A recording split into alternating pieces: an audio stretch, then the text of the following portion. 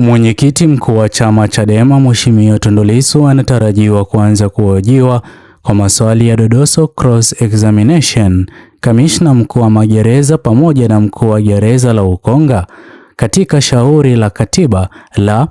7300 la mwaka 2026 mbele ya Mahakama Kuu ya Tanzania Masjala Kuu Dodoma. Usikilizwaji wa shauri hilo unatarajiwa kufanyika kuanzia Julai tarehe 1 hadi Julai tarehe 3 mwaka 2026 kwa njia ya mitandao mbele ya jopo la majaji watatu. Ila mtazamaji wangu, kabla niweze kukufahamisha zaidi, kwanza kabisa, iwapo ni mara ya kwanza kupatana na video zetu, ni vyema uweze kuchukua sekunde yako moja kubonyeza maneno yaliyoandikwa subscribe chini ya video hii. Muhimu kabisa uweze kulike na kushare video zetu kwa makundi mawili ama matatu. Shauri hilo liliweza kufunguliwa naye Kulwa pamoja na Nation pamoja na Paul. Liliweza kufunguliwa dhidi ya mwanasheria mkuu wa serikali pamoja na kamishna mkuu wa magereza pamoja na mkuu wa gereza la Ukonga, wakiiomba Mahakama Kuu kutoa uamuzi kuhusu madai kutokana na kile ambacho kinazidi kudaiwa waliweza kukiuka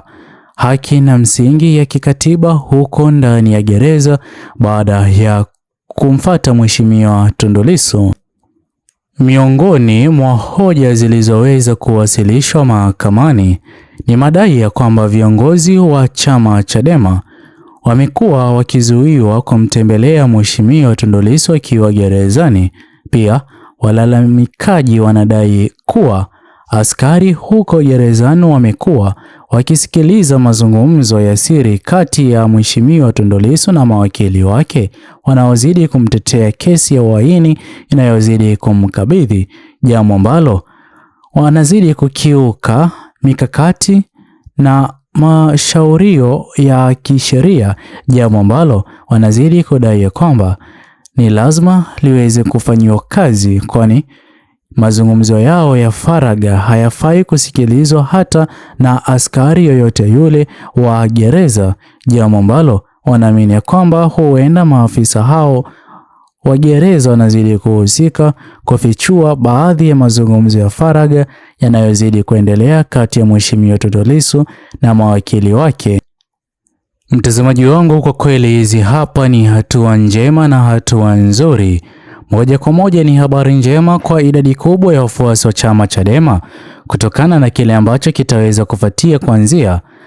mapema tarehe 1 mwezi wa 7 mwaka 2026 hadi mapema tarehe 3 mwezi wa 7 hadi tarehe 3 mwezi wa 7 mwaka 2026, kwani sote tunafahamu kwamba kesi ya uhaini inayozidi kuendelea kumkabidhi Mheshimiwa Tundu Lissu, hivi sasa mamilioni ya watu wanazidi kupendekeza mahakama iweze kufanya maamuzi bila upendeleo wa vyama vya kisiasa. Hii inazidi kuashiria na kuonyesha wazi jinsi gani ambavyo hivi sasa Mheshimiwa Tundu Lissu kuendelea kuzuiwa gerezani ni kinyume kabisa na jinsi ambavyo idadi kubwa ya wafuasi wa chama Chadema wangependa, na hata viongozi wakuu ambao wapo katika mataifa ya kigeni, hasa mabalozi, wanaoamini kwamba Mheshimiwa Tundu Lissu anahitaji haki iweze kufanyika kwa haraka, kwani uwepo wake kuendelea kuwa gerezani anaendelea kupitia kipindi kigumu, jambo ambalo linazidi kumaathiri kiafya, huku tetesi zimeweza kuibuka na kubainika ya kwamba kuna jaribio la kuomba Mheshimiwa Tundu Lissu kujiuzulu kisiasa katika siasa za Jamhuri ya Tanzania, jambo ambalo sote tunafahamu kwamba litaweza kuwa ni jambo gumu, hasa ikiwa Mheshimiwa Tundu Lissu bado hajaweza kufanikisha baadhi ya mambo muhimu aliyokuwa akiyapigania, ambayo hivi sasa mwenyekiti msaidizi mshikililizi ambaye ni Mheshimiwa John Heche ameweza kuchukua usukani. Katiba mpya ndiyo anayozidi kuizungumzia, kila rali anayozidi kuiongoza, na mbaya kabisa kutokana na tetesi na vuguvugu za maandamano ya Sabasaba, hivi sasa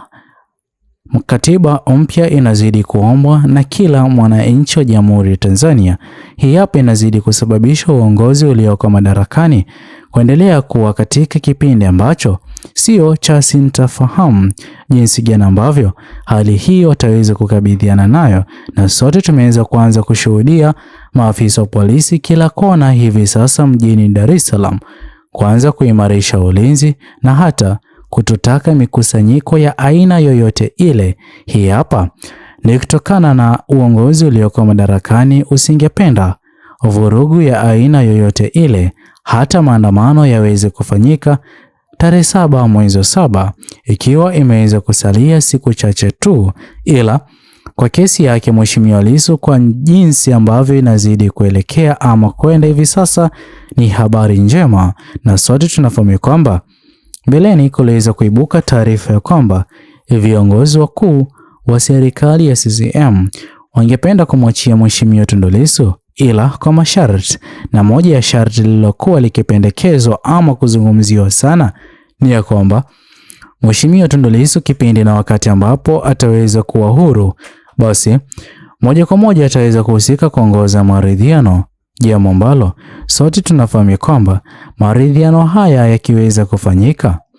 moja kwa moja viongozi wakuu wa chama cha CCM wangependa kurejesha uwiano mwema kati yao na mamilioni ya Watanzania ambao hivi sasa hawana imani kabisa na chama hicho kutokana na yale yote yaliyoweza kujiri kwa uongozi wa chama tawala cha CCM. Na sote tunafahamu kwamba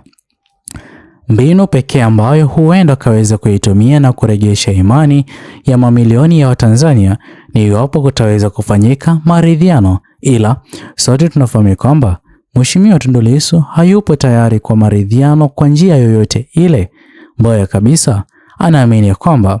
kwa yeye kutoshiriki katika uchaguzi wa mwaka 2025 na pia chama Chadema kutoshiriki, basi hana sauti ya aina yoyote ile ya kukaa na kuongoza maridhiano na chama tawala cha CCM. Kwa mara nyingine, CCM akipata pigo kubwa kwa kusalia peke yao katika kipindi hiki kigumu. Sote tunafahamu kwamba chama tawala ambacho kinazidi kusikika na kuaminika kuwa na nguvu katika siasa za Jamhuri ya Tanzania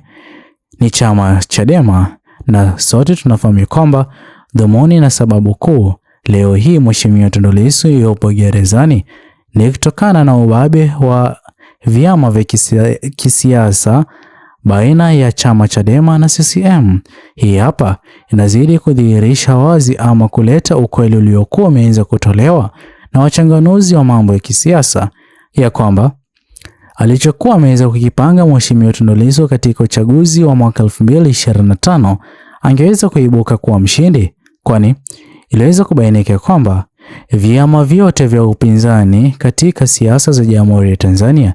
viliweza kuratibiwa kusimama nyuma ya chama Chadema. Hivyo basi kura zote za viongozi wa upinzani ama vyama vidogo vya upinzani vingeweza kuelekea moja kwa moja katika chama Chadema. Hivyo basi baada ya CCM kufahamu mbinu hiyo, waliweza kuona moja kwa moja utaweza kupoteza, na ndipo ambapo chama Chadema kufungiwa kisiasa na pia Mheshimiwa Tundu Lissu kuwekwa gerezani kwa madai ya uhaini. Je,